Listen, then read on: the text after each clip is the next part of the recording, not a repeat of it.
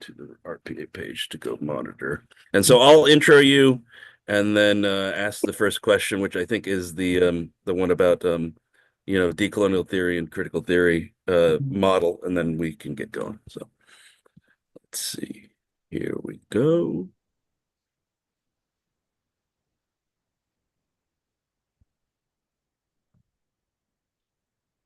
So we should be live. So hello everybody. Welcome to the March 2025 RPH. We're switching up the format this year, or this month, to have a panel on decolonial theory. I think it's more important than ever.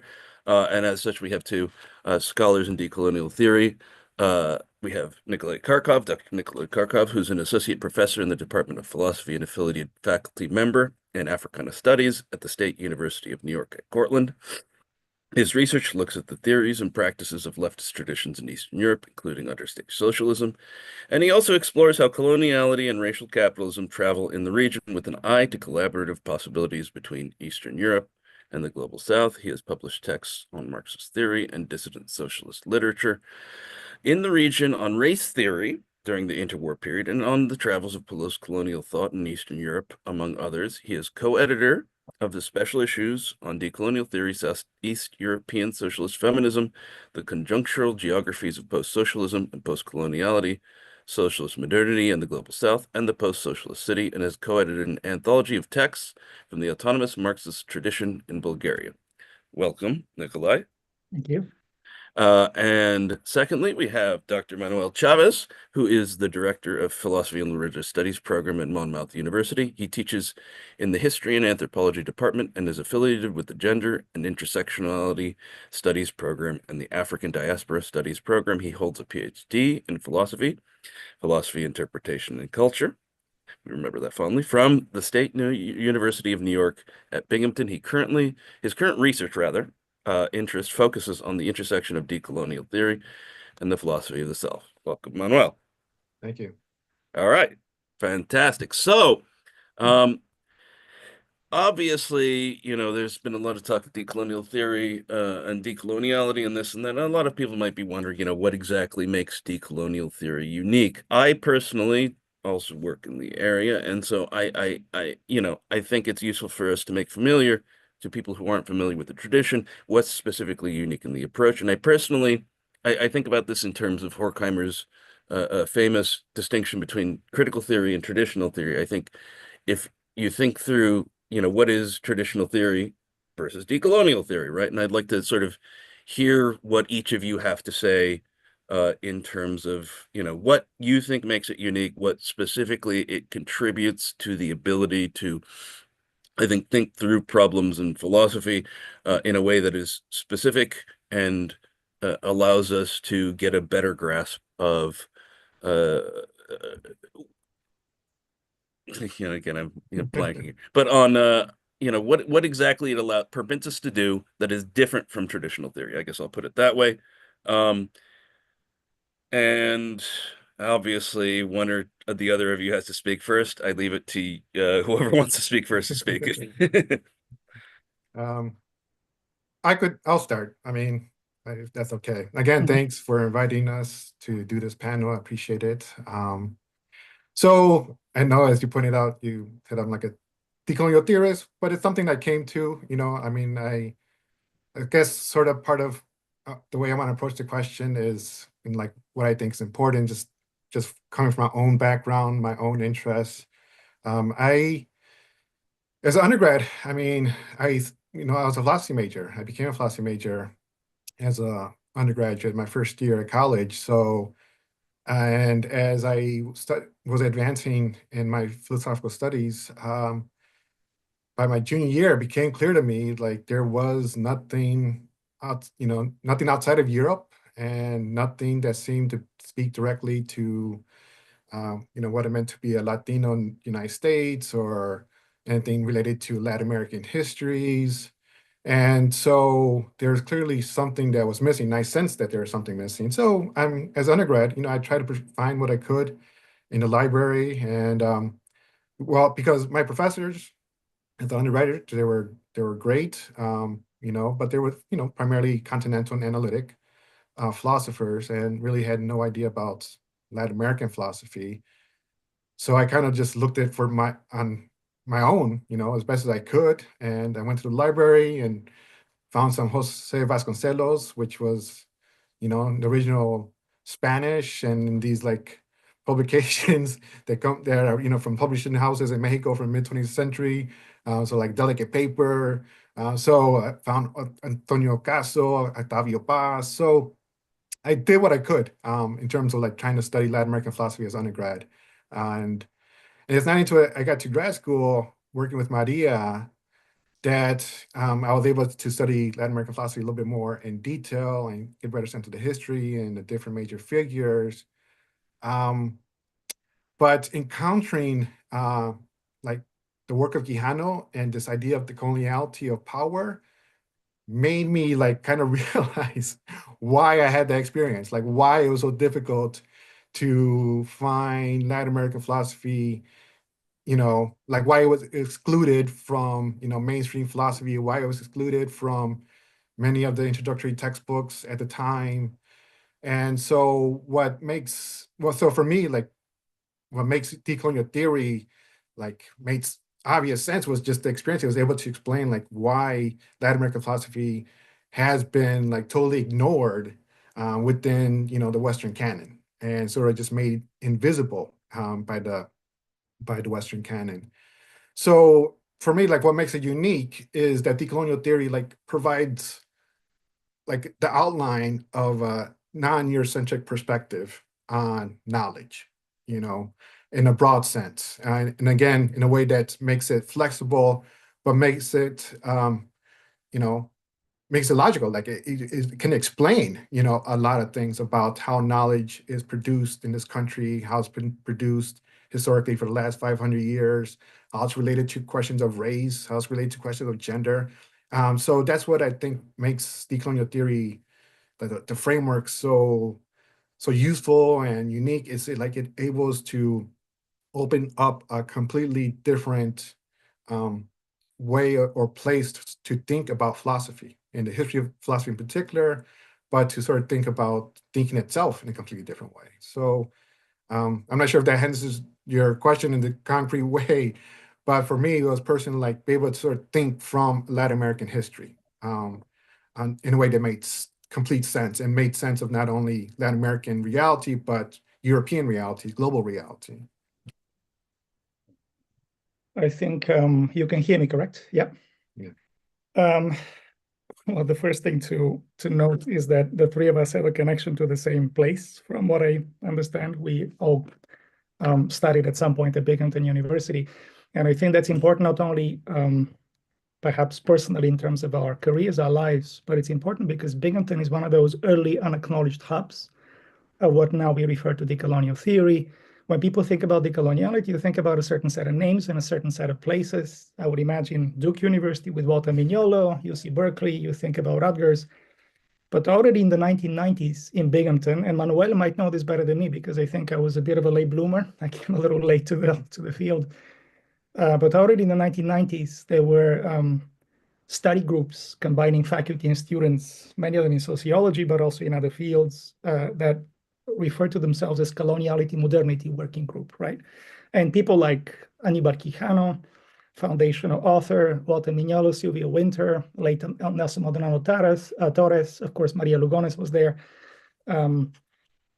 They would come periodically to present, to give talks, to participate in conferences, right? So I think what exactly is unique about decolonial theory for me is a little challenging to respond to because in a number of ways, I think the field overlaps. So it's not the only theory coming from the South. I think it might be a bit of a stretch to say that it's, for all intents and purposes, and for every single kind of project, necessarily the most suitable theory either, at least the way I see it. But it's similar to, somewhat differently, but also similar to Manuel's argument. For me, decoloniality was this kind of slap in the face when I came across it. Probably by the late 2000s, toward the end of my graduate studies, because but until that point, I really thought great critical radical theory comes from Western Europe, comes from France, comes from Italy, I was very focused on Italian autonomist Marxism. I was quite fascinated with people like Felix Guattari and others. And then, of course, I audited some classes with Maria Lugones. I studied reading Mignola quite heavily. I read whatever I could find by Quijano. And then you realize that's a completely different way to think about the world, right? With the centrality that especially people like Quijano, but also others would place on the invention of race, or the beginning of the invention of race as a category of social classification, which within this kind of scholarship goes back to the long 16th century after the Columbus voyages west, and how this particular invention is not simply a side note. It's not simply an addendum to, say, Marxian primitive accumulation, but it's absolutely foundational to the setting up of the modern world, whether in relation to the modes of production that we have with racialized labor for Quijano, whether in relation to a particular shifting understanding of relationship to nature and to the natural world, whether in relation to the construction of our systems of knowledge, which also from this perspective are deeply racialized, whether in relation to gender, which in the work of Maria Lugones, but also others who have different perspectives, becomes a very important form of control, which is also racialized. So I think decolonial thought was quite important at that particular time. And the other thing I would mention, which perhaps we can elaborate on later, is of course the theory now has traveled far and wide. It's traveled as far as South Africa, as far as Asia. It's popular in different ways in different places in Europe.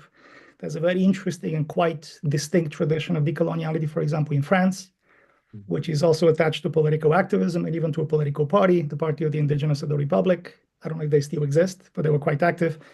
And of course, in relation to my place of origin, Eastern Europe, it's also traveled, and I think some important contributions have been made from that place as well. So maybe I can stop here for now. Yeah, well, no, that's perfect. That's actually just going to give us more to say later on because I think the traveling, it's like, if we want to talk about blowback or boomeranging, this is the case of an interesting boomeranging. So, you spoke about obviously, yeah, as you said, all of us have this connection to Binghamton as one of these hubs, and I do think there's, I would like to say, to just add it in because I know I owe a great debt to her, Marie Lagones. We all study with Marie Lagones, and yet it's very interesting. I've never written anything on Marie Lagones actually, and yet I feel that her influence on me is yet incredibly profound in a way that it's hard to explain. And I think each of you as well were influenced by her, but it seems like different ways, right? I mean, the stuff you've done, Nicolay, the stuff you've done, Manuel, very different ways. And I think, this is just me being greedy and saying, hey, I love Maria. But, what might you say the influence of Maria Lugones's work is on your work? Just very briefly. And since we started with Manuel, perhaps we can alternate back and forth. So, Nicolay, if you could go.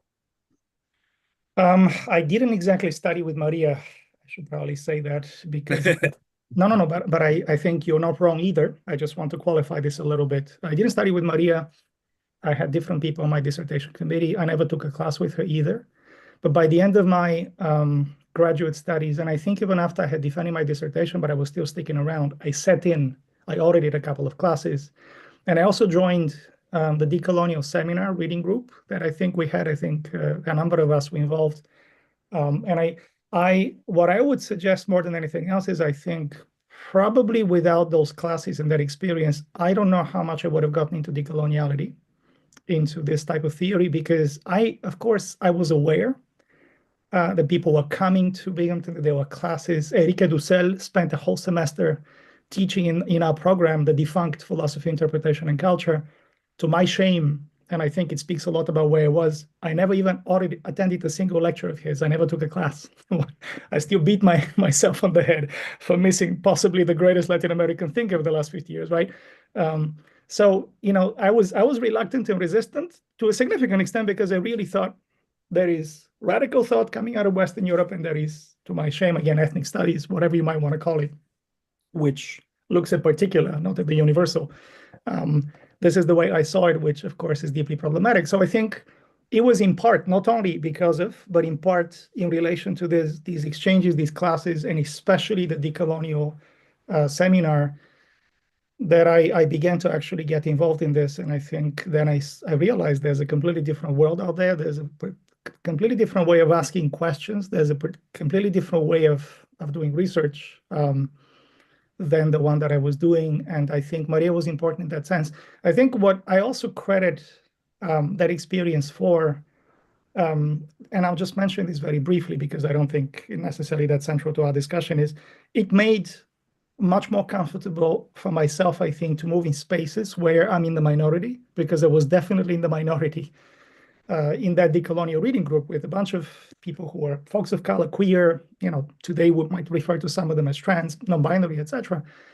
And negotiating those interpersonal relations was not always easy, but I kept going back, right? And I think at this moment, with some of the work I do, especially with students of color at my school, I co-advise the Black Student Union, for example. It's quite likely that I might not have gotten involved in those kinds of campus politics and work with students if it hadn't been for this kind of experience. So I think intellectually it was important for me, even though I've moved in different directions and I think about decoloniality maybe differently from the way I used to. But I intellectually was important. And I think also in terms of my own personal politics, it was a formative experience in many ways. Yeah, yeah, Maria has deeply affected how I think. I am like gratefully and deeply indebted to her work, her education. I mean, when I arrived in Binghamton, again, I arrived there as a working class Mexicano, like didn't really know anybody in graduate school or what graduate school exactly was about. So I think she recognized me in that way. I think I always appreciated the way she was able to perceive me as a Chicano. And so she took me under her wings and she always got me involved. Like she wanted to make sure I participated with the methodologies of resistant negotiation working group, which had started the year before. Which was a group that grew out of campus protests. I think like the year before, and I don't remember the details, but it definitely was an event that really affected a lot of students. And so they started working with Maria, and Maria was able to create space sort of to think about resistance and resistant practices, and this idea of complex communication, I think, came out of those discussions, and really, like, how do you create coalition across differences? And so and again, when I got to grad school, that was like in many ways like new. It was a completely new way of thinking for me. And so she really she encouraged me to challenge myself, and she challenged me in so many different ways. It really forced me to think. I mean, like, again, I went in there as a Chicano, like already having a sense of what I wanted to do. And but she really, made me think about the philosophy of Chicanismo, and to think about the possibilities of resistance, but also the limitations. So, yeah, I think my development as a scholar, as an intellectual, would not be possible without, the guidance and mentoring of Maria on a personal level, professional level. So she's always, like I said, I'm very grateful that she was able to take me in, and, I could say I can call her a friend. I mean, she was more than just like my professor, but she was a friend. So I really appreciate the friendship that she extended to me over those years till she passed away. So deeply missed for sure. Like, I wish I could still call her, but can't. But nevertheless, even when I was studying with her and trying to figure out my own projects, I didn't directly deal with her work. I mean, of course, her work was always there, and in many ways, my work had to, she would bring up points that I had to deal with in my own project, my own dissertation. But it's only after after I left Binghamton, when I actually started to engage her work, to analyze it, to try to work off of it, you know, to sort of like, see how my own perspective, applied to her work and how her work applied to mine. So I did write a chapter on like what I think the title of it was something like Towards the Decolonial Ethics, which was looking at Maria's work from an ethical lens. Which again, I'm not sure if I'm totally happy with the work, but it wasn't like my first attempt to try to think through her work. And more lately, it's really her concept of the coloniality of gender that I'm working with, I'm struggling with, that I'm working through, thinking through. I think her work in general, like with peregrinajes, her book, I mean, I was there when she was writing many of those pieces. And so reading that book, years later, again, has provided me like new insights and new perspectives. And it's still, I take it with me and I sort of see how over time, how her ideas, how her thinking, you know, evolves. And especially how it evolves after she begins engaging people like Quijano and Mignolo, Maldonado Torres, and, the decolonial um, theorists, in different ways, that the idea of decoloniality.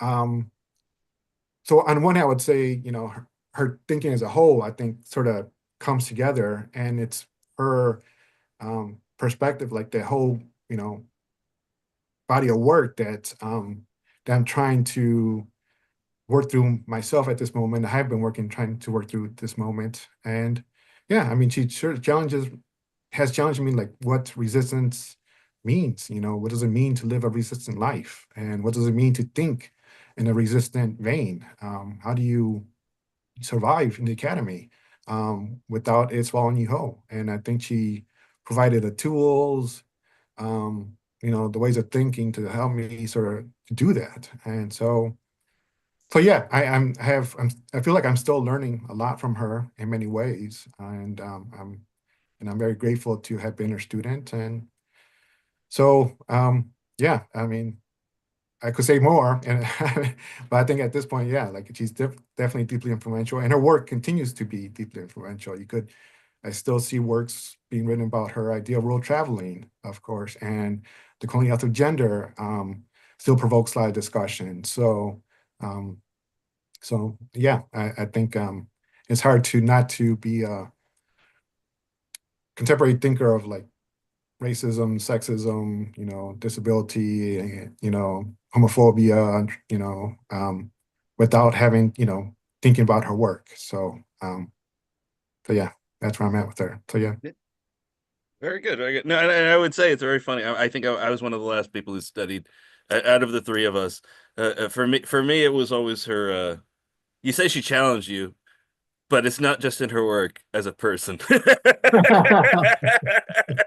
Anyways, so speaking of, then I'll skip one of the a few of the possible things we discussed. I think you mentioned, and so we'll alternate it then to start back with you, Manuel. So, I think, right now we have a few things, right, that decoloniality is definitely dealing with. And I think, we have especially this focus on the aesthetic, and I find that fascinating, great. But, this is a Radical Philosophy Association, and I personally, am most interested in the political and the ethical, and especially how they tie together. And you know, I've still been wondering, like in this direction, like it feels like on the one hand, decolonial theory is flowering, blossoming in all sorts of directions, and that's fantastic. But on the other hand, I feel like there are certain issues that still haven't been adequately, fully sort of engaged with. And for me, the political and the ethical, I feel like are still something that we need to get through. And so my question is then, uh, pace me saying that, what directions do you think we still need to develop, and how can we develop decolonial thought in that direction? Because the primary focuses have been aesthetic and epistemological, and these are fantastic, but there is an implicit politics, and I think, where do we go, and how do we use decolonial theory to work through the social, the political, and the ethical in a way that we haven't yet? Because I feel like there's still a lot to be done. Yeah, I think there are definitely there's a lot that's still left to be done for sure, and I think there's a lot different possibilities that can be pursued for sure. Again, I think Maria's idea of the coloniality of gender, I think, is something that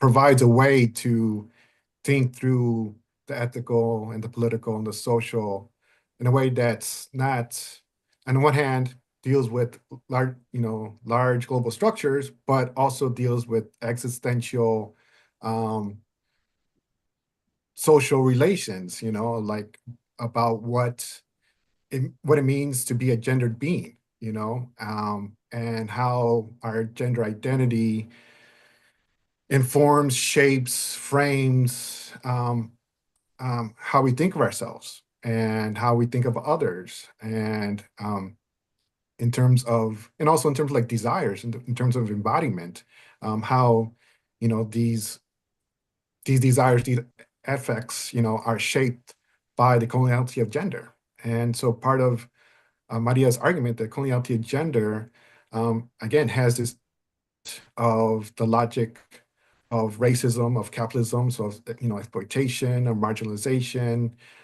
that was used to further the project of coloniality and continues to exist in our current world. So to engage with the question of ethics and politics and social philosophy is to, I think we have to sort of what it means for men of color in particular, like to struggle with the coloniality of gender. Like, what would it mean for us to delink from gender when creating coalitions, when it comes to creating political organizations? And I think that definitely, I think, is one challenge. Like, that's something that needs to be thought through more. In particular, because when Maria wrote her, seminal essay about heterosexualism and the modern colonial gender system, like part of her motivation was to understand why, cisgendered heterosexual men of color are indifferent to violence against women of color. Like, why does that happen? What causes it?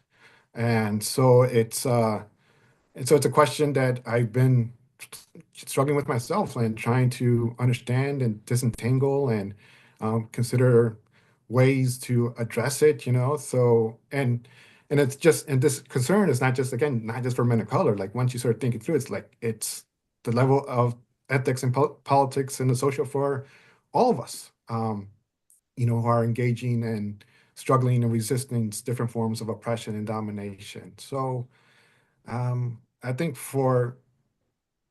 yeah, so that's one thing that needs to be, the question needs to be still addressed, is the coloniality of gender and what does it mean to resist it and what it means to create collectives, communities um, outside of it that are delinked from them. So I think we could spend the whole hour talking about this question alone, which we probably could with any of the other questions. Because I think one of the things that also happens, of course, is as a theory is kind of put into circulation, it grows, it changes. Edward Said wrote some interesting texts on traveling theory, I think between the 1980s and 1990s. He claimed in the first of those texts that as the theory travels, it loses its radical potential. But then in the second text later, he says that it can actually become reignited, right, and become even more radical. And he talks about Fanon in that piece as well. So I think decoloniality is an example of this, just like any other theory. On the one hand, today it's much more popular to talk about decolonial, decolonizing. Everybody's decolonizing everything. I went to a conference in East European Studies, the big conference that we have, and I think not this past year, but the year before, the theme was decolonization. Of course, they were thinking about Ukraine in relation to Russia. People had very poor, if any, definitions of decoloniality on a lot of the panels, right? So there's this kind of thing that it can become a fashion, a fad, and I think that's a risk. But if we approach it from the other side, the more serious side, of course, I think a number of questions come up that I think probably have to be engaged. So I'll just address the issue from maybe two angles, one from the Eastern European angle perspective, and then in relation to other claimants on the field of theory from the South, because this is also where it gets a little complicated. So one of the things that I think became quite obvious to many of us in Eastern Europe in relation to decoloniality is that what is missing quite a bit after Quijano, because Quijano, I think, was more nuanced. For him, coloniality was a pillar of the capitalist world system. But what is often missing is a critique of political economy. So the articulation between anti-capitalism and decoloniality sort of went missing at some point. And even with the classical triad that we have from Mignolo, modernity, coloniality, decoloniality, capitalism, anti-capitalism is nowhere to be seen, right? And coming from Eastern Europe, like witnessing firsthand what the transition to capitalism has meant after 1989 and the devastation it's wrought everywhere, it's difficult for me to imagine how one can ignore that aspect. And in fact, in Eastern Europe, one of the reasons why a lot of people are reluctant, especially leftists, to endorse decoloniality is because, at least in some iterations of the theory, the anti-capitalist angle is not very obvious and is often overlooked. Now, another situation that I think has come up for many of us in Eastern Europe is how we think about state socialism. Because again, if I reference probably the most influential person in the field today, Walter Mignolo, he says it in a number of places. He says there's no difference between the capitalist colonial modernity and the socialist one. They're two faces of the same coin. And I think that's incredibly reductive, not because socialism could not be racist and wasn't racist, but also because socialism in a number of ways was anti-colonial. I'm talking about historically existing socialism. There was money that was poured in to all kinds of liberation movements. There were tens of thousands of students that flocked to the Soviet Union, to Eastern Europe, to my country, to Germany, the German Democratic Republic, often on full scholarships. There was a vast investment in the translation of texts, in the circulation of films from what used to be called the Third World. Of course, we have the very important non-aligned movement in which former Yugoslavia, a socialist country, was absolutely central. One of the movements happened actually in Belgrade after Bandung, right? So there is this kind of question of state socialism which needs to be addressed, especially because for many of us in Eastern Europe, it's a fundamental point of reference. Without romanticizing it, a fundamental point of reference for thinking about, okay, what else can we have besides the world that we're in?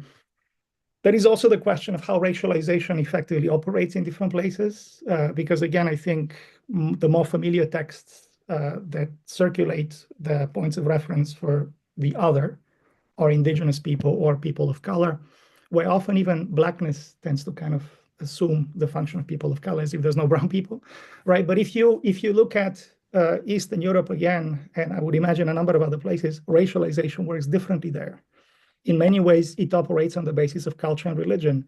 So if I was Nihat rather than Nikolai, in other words, if I had a Turkish name, I become a second-class citizen in all kinds of contexts in my country, even though I look exactly the way I do, right? And now, of course, with migration westward of a lot of workers, especially from Eastern Europe, there's tons of texts that people have written on the re-racialization of Eastern European migrants.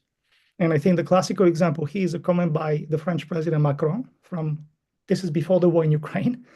He said he prefers legal African immigrants to Bulgarian and Ukrainian gang members, right? He made this kind of comment probably around 2017, 2018, which also shows you a complicated way of relating, on the one hand, to people of African descent, on the other hand, to people who are phenotypically light-skinned, white, but not quite.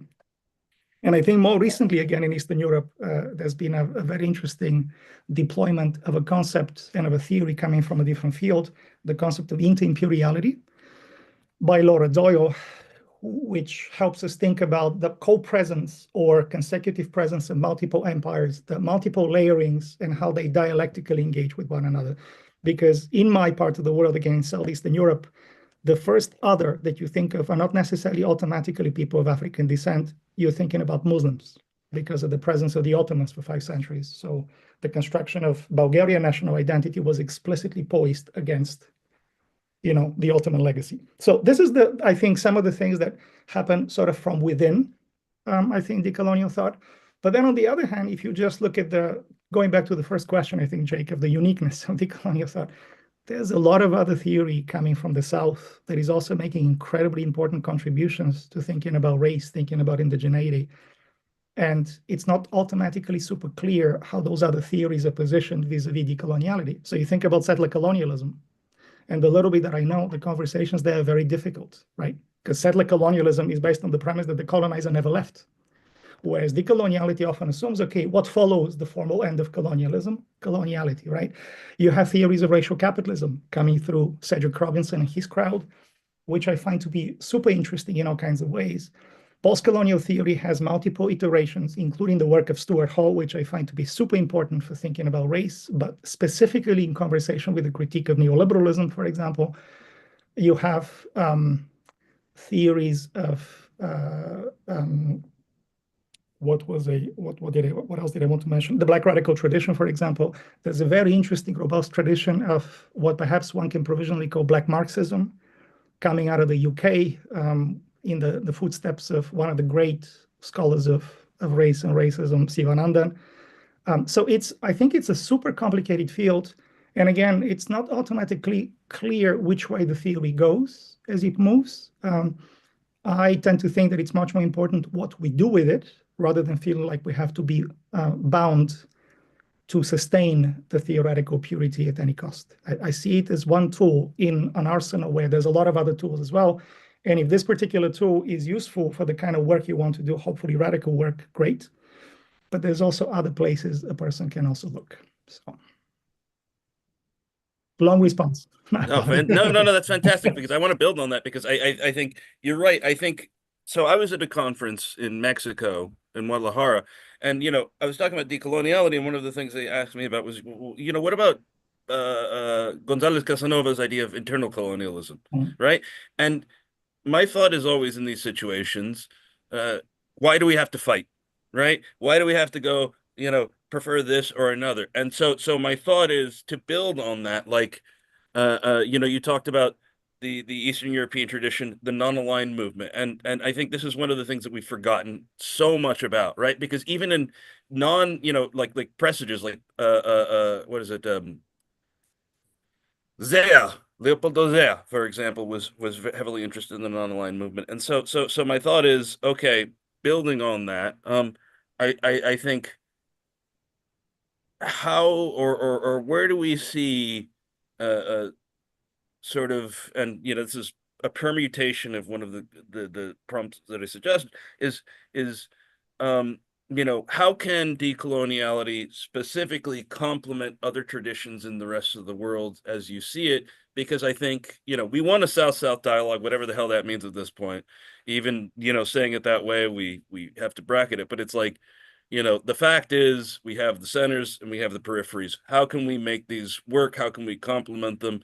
What can decoloniality contribute in certain other situations? You've mentioned a little bit about Eastern Europe. I'd like to hear your thoughts, and Manuel as well, what you think about, say, because as Nicolas pointed out, we've seen South Africa, we've seen Eastern Europe, we've seen other places complement decoloniality. How can it mesh, or how do you see it potentially building or strengthening these radical movements around the world? Look, I don't think I have a good response to your question, for the simple reason that I think, no, for the simple reason that people figure out what they need and what they want, and maybe they don't. It's always a risk, but they do it as they move forward. I think it would be presumptuous probably of any of us to just go and tell them, okay, you need this for you to be able to, and especially say in South Africa, I don't know that much about how decoloniality has traveled there. I remember Nelson Maldonado Torres talking about it, for example, in a number of places because he spent time there. But South Africa is also the place that gave birth to the concept of racial capitalism, which was understood differently from the way Cedric Robinson later repurposed it in the early 1980s. But they have this incredibly robust tradition. They have, of course, Black consciousness with Biko. And it's not, again, because I don't know enough, I don't want to comment on this, but it's not super clear to me how these things go here. But my going back to the question that you're asking, I think it's, people figure out what they need as they move forward. It seems like for Manuel, for myself, probably for you, we had a aha moment with decoloniality at some moment in our lives, where all of a sudden everything began to look different. And I'm incredibly grateful for that experience, because I think it shifted my politics in a number of ways, my interest, my theory. I probably would not have gone back to looking at and studying Eastern Europe without decoloniality. So I had to make this kind of detour through the South to go back East, right? Interestingly enough. But it doesn't automatically mean that this is how it has to stay. Like in Eastern Europe, for example, there's a lot of debate, and there's a lot of leftist friends, comrades, who don't want to come close to decoloniality, precisely because of the question of the absence of critique of political economy in a lot of the texts, and also because of the, a much more sympathetic position, again, without romanticizing it, with respect to the actual legacy, the historical archive of state socialism. And then there's a number of people who insist on the significance, including leftist scholars. I think Manuel and I know at least one of them, a friend of Idiot Delano, who's doing brilliant work. And there's also people who are much more fluid. I think I happen to be much more fluid at this point, and I'm increasingly interested in the traditions of Black Marxism and especially racial capitalism. Just to give you one quick example here, before I let Manuel speak, I don't think that's a question that you can adjudicate without doing very serious historical research. But one of the significant differences between decolonial thought and racial capitalism with Robinson is about the beginnings of race and where exactly we get the emergence of racial category. For the decolonial sort of side is the long 16th century, right? Cedric Robinson would insist that already in the European Middle Ages, there was a certain kind of proto-racialism. And there were also all kinds of processes happening on the continent of Europe itself, which have to be taken into account. And of course, the classical example here that he points out, other people have also pointed out, is the origin of the word slave. In most of the West European languages, it comes from the word Slav, which were the Eastern European populations, including the people I come from, because they were the major part of the slave trade on Europe before it picked up with the African slave trade by the 18th century. But for almost 2,000 years, most of the slave trade was a slave trade with including a lot of Eastern European bodies, right? So Slav becomes equivalent with slave. Interestingly, in the Eastern European languages, the word slave refers to work, like in my language, rob coming from rabota, etc. But I don't have the knowledge to be able to adjudicate and to figure out which one is right and which one isn't, but that's not a minor difference, right? And here you have a different kind of theory, which some people are beginning to use also in Eastern Europe. So again, for me, the question is not so much do we have to pay fealty and treat decoloniality as the sacred cow you cannot touch. I think it's the certain kind of discourse which, if it helps you move forward with hopefully your progressive theoretical political projects, wonderful. But if not, you can also look elsewhere. So. Yeah. I mean, I agree. I mean, there's this idea of practical thinking from the work of Maria that, again, it's one of those like core concepts in her philosophy, in her politics, where, I mean, it's resistant to like trying to take the view of the Jesus, taking an approach of strategy, of like from a top-down approach, trying to, come up with the answers that you give to others. And practical thinking is kind of resistant to like that abstract from the top managerial point of view of like how to approach politics. And and at the same time, so practical thinking is a little bit more, the way she thinks about it is more on the ground. It refers to it as like pedestrian way of thinking, so like horizontal. So she comes up with the idea of like tactical strategy as an approach to understanding radical politics. And I think that's how she takes decoloniality in that way. It's like a form of practical thinking. And so part of it, like, yeah, I mean, in certain contexts, if you're engaging practical thinking, it doesn't matter if you use or refer to decolonial theory or decolonization. Like it's not wedded in that way. More it's about like understanding the logic of coloniality, even if it's unnamed. I mean, even if it's not part of the discourse, it's like looking at, you know, race, gender, sexuality, looking at class and capitalism. And so from that approach, practical thinking is about like, how do you make connections with other people? Like, how do you make um, um, relations that are productive in a sense of like creating organization, creating a community. So, yeah, so in terms of like decoloniality itself as a theory that travels because, it's, presenters and speakers, giving different talks and the books are translated in different languages. Again, I think on one hand, that's part of the academic world. That's how the economy works. Um, and there's always a danger that decoloniality has been and will be like a fad, a fashion, a word that, people have to use in order to sort of seem, intelligent, whatever. And I think decolonial thinking, if you're serious about it, like you're not really concerned with that. It's not like trying to protect or defend like the use of decoloniality as like some necessary term as part of the conversation, especially from the angle of like practical thinking. So so yeah, so that was my like first thought about it was, yeah, like from that practical thinking is a decolonial way of thinking. And if that's the approach, then yeah, you'll see the dangers, and be aware of the fact that, yeah, in some contexts, decoloniality makes sense, in other contexts, it doesn't, or it could be alienating. Um, so just being careful about that and avoid it when necessary. But also, I'm curious too, like, I mean, part of the issue that I have kind of noticed, and maybe something to talk about more about how decolonial theory somehow loses like a view on economics, or somehow like loses that link to a critique of capitalism. I mean, part of decolonial theory, its history, it sort of does come out of dependency theory, does come out of, world system analysis, which are all, looking at political economy in different ways. So, so it's interesting that decoloniality is sort of seen as somehow like not engaging with those questions of political economy. So the question like, why is that perception there? And again, maybe part of the way it travels is through questions about race and gender rather than questions about capitalism. So that might be part of it. Um, but yeah, part of my own, reading and studying this is, I mean, I'm somewhat aware of some of the conversations of Marxism, in relationship to Spinoza, that's been taking place the last couple of decades. And so it's been interesting to sort of see sort of like a post Althusserian Marxism develop, you know, within this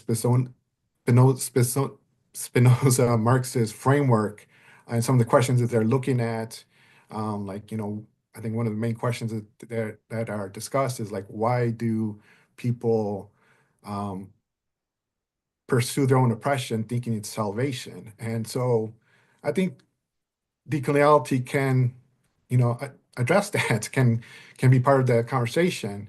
But it's interesting that those discussions, those discourses, don't really engage with the coloniality of power. And so, um, yeah, I think there's a lot to say about political economy, but things like a lot of the discourse about political economy somehow end up recreating a coloniality of power. They end up like creating this like, you know, yeah, like on a practical level, like they don't engage with the colonial thinkers. And so so that's part of my issue is like, if, yeah, I think political economy is there and it could be pursued more and talked about more.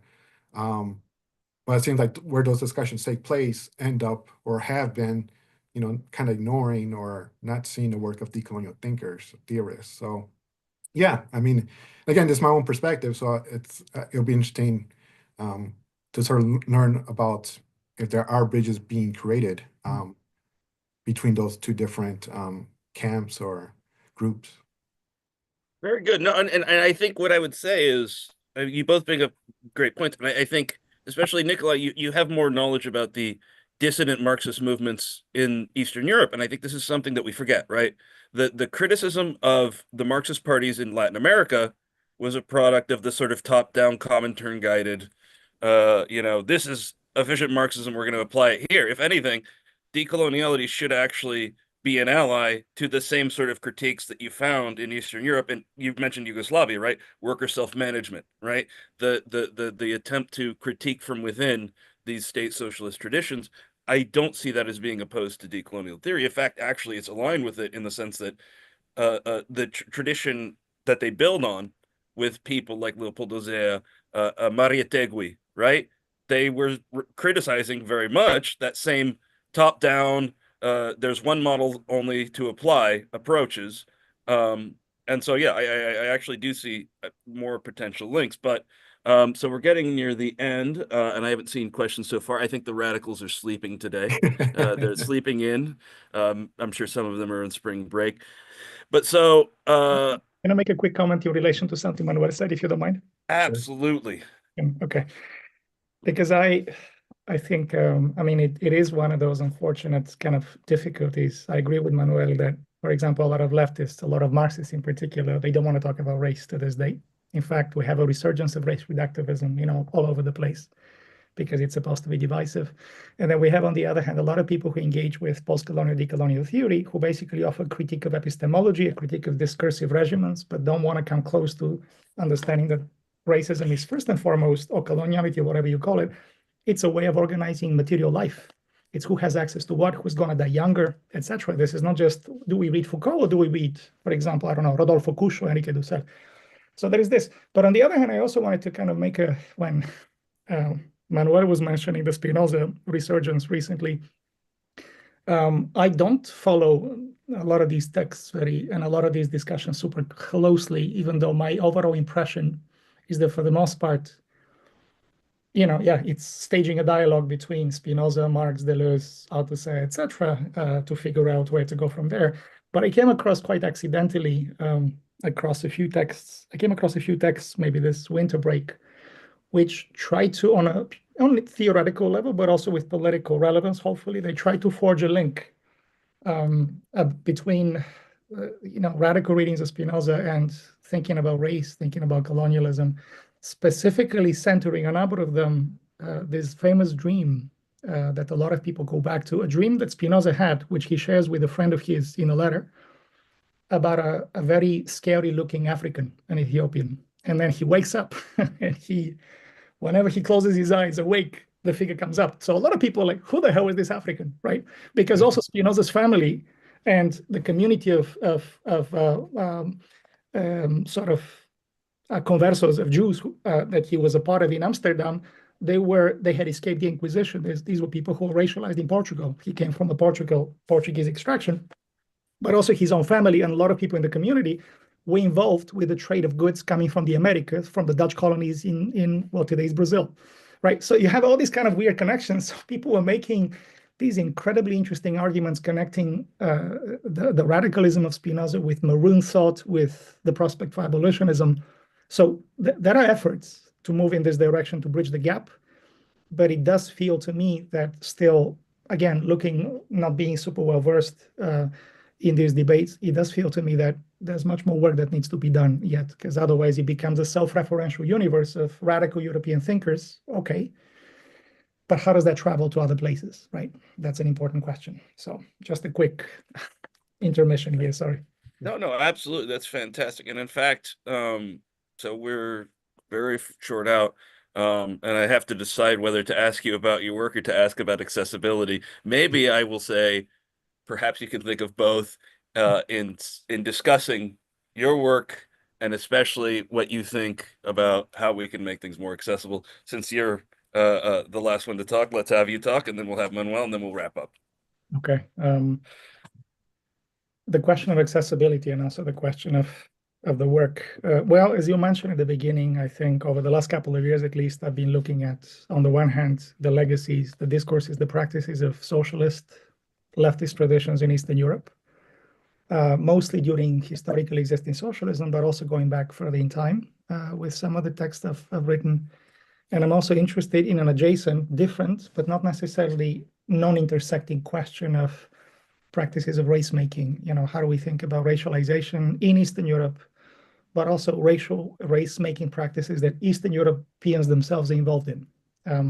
Because it's not like, at this moment, some of the most racist societies, if I may make, hopefully not a very hasty generalization, some of the most open entitlement kind of racism that you see is also in Eastern Europe, but in part also as a compensatory move, right? So these are the kind of general directions in which I move. Currently, I'm looking at, there's a couple of projects I'm thinking about, but I'll just give you a sense of one. I'm looking at a Bulgarian author who was probably the most popular writer under socialism, who published 3 books in his life. He died of a heart attack in the 1960s, published 3 books, a couple of plays, a couple of travelogues and short stories. And his masterpiece, the final book, is one of the most popular books in Bulgaria to this day. It's called Tobacco, to Tune. And what is interesting for me is to see how in his early texts, he is very openly Orientalist and racist. It's racism on steroids, very brutal. By the time you get to the final text, you have a lot of racialized characters who are carriers of a better future, right? So things have shifted. And one of the reasons why they shift, he's very open about it, is because he became a Marxist. He developed a class consciousness. And yet there is an undercurrent of racialism that continues to kind of stream through his final text. So I am developing some thesis as to why this is the case and what this tells us both about the very complex relationship between class consciousness and race and gender consciousness on the one hand, but on the other hand, how it's also reflective in a certain kind of way of some of the ambivalences of state socialism, which, to go back to something I mentioned a little bit earlier and to qualify it a bit, I think was both anti-colonial, but was not necessarily in a full sense anti-racist, or if you want to use the term we've been using today, was not necessarily decolonial, right? So it was a project of incomplete and partial decolonization. And I think the Bulgarian author, his name is Dimitar Dimov, is reflective of this. So I'll just stay to this because I'm mindful that we have very little time left. On the question of accessibility, I don't know. First of all, like, we write the way we write. And I think if it's not very accessible, there's work probably that needs to be done, but people do write the way they write. But I think we also live in a world where, and I don't know if you would agree, but in my experience, my students barely read anymore. They listen to podcasts, they watch TV. So I think on the question of accessibility, it's worth thinking perhaps for many of us, and that's a very small, very kind of partial response to your question, to think about what are some other media in which perhaps people can also be involved in. Some people blog, which is great, but think about ways in which people can reach a wider audience in a world which is flooded at the same time with information and with analysis and with all kinds of ideological tricks. So I think I'll just skip to this because I want to give Manuel the time to also address this. So, well, in terms of my own work, I'm currently working on some stuff. It's kind of unformed, so I'm kind of like tentative of like how to discuss it. But I'm looking at the philosophy of the self in the work of Maria's writings. Like she was not explicit about her concept of the self. I mean, she talks about it. It's definitely there in terms of like her trying to understand resistance. And so what I'm working on now is trying to like piece together her philosophy of self, in particular, how it relates to decolonial theory. So in a very broad way, that's what I'm kind of working on currently.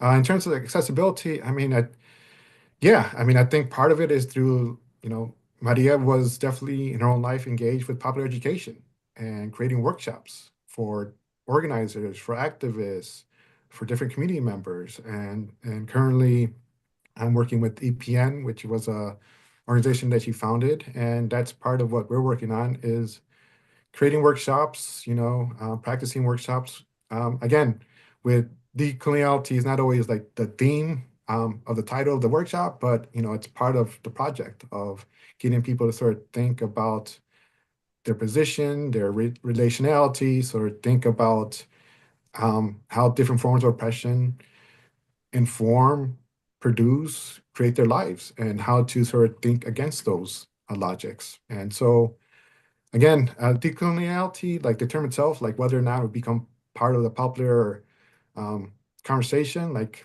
who knows? Maybe it'll stay within as an intellectual thing, which is fine. But I think in terms of like getting the ideas out there, I think in many ways they've already been out there. It's just a matter, for me, part of decolonial work is making those connections and sort of seeing connections between different projects. Fantastic. Well, thank you two so much. Look at that. We're exactly at noon. So hello, bye-bye everybody on YouTube. Look out for the announcement for the April RPH. It should be coming soon, I think. But thank you both for your time. It was a pleasure.